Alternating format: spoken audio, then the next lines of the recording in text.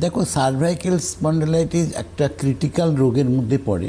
আজকে এইখান থেকে কি কি সিমটমসগুলো দেখা যায় সেটাকে আগে আমাদের জানতে হবে। এটার মধ্যে একটা প্রথম সমস্যা যেটা হচ্ছে মাথা ঘোরার। একটা মাথা ঘুরে, বসে থাকলে মাথা ঘোরে, দাঁড়িয়ে থাকলে মাথা ঘোরে, হাঁটাচলা করলে পরে বহু মানুষ আছে যে চোখে অন্ধকার দেখে, হঠাৎ ডার্ক হয়ে গেল, কিছু দেখতে পাচ্ছেন না।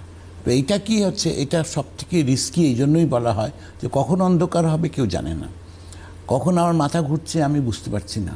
তো আজকে এই জায়গার থেকে মানুষ ভীষণ একটা পেনফুল লাইফ মেনটেন করেন এবং রিস্কি লাইফ, যার জন্য সার্ভাইকেলকে সবসময় এটাকে রিস্কি বলা হয়।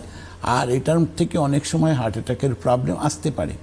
তো এই জন্য কী হয় যে আজকে সার্ভাইকেল থেকে যারা কষ্ট পাচ্ছেন এবং যারা এখনও নিদান পাননি, যারা বহু মানুষ আছেন যে অপারেশন করেছেন, একবার করেছেন, দুবার করেছেন, কিন্তু সমস্যার সমাধান পাননি, যারা গাঙ্গুলি আয়ুর্বেদিকে এসছেন তারা কিন্তু এর সমাধানটা পেয়েছেন।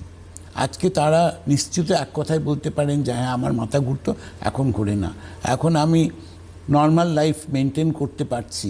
তো সার্ভাইকেল একটা ক্রিটিক্যাল প্রবলেমস, আর এটার থেকে ডেফিনেটলি মুক্তি পাওয়াটা প্রয়োজন আছে। কারণ লাইফটা যদি আমরা নর্মাল লিড করতে চাই তাহলে সার্ভাইকেল থেকে আমাদের তো নিশ্চয়ই ওটা বেরোতে হবে। বেরোনোর রাস্তাটাই গাঙ্গুলি আয়ুর্বেদ।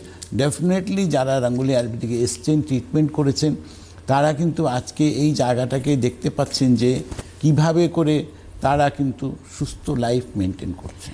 এই যে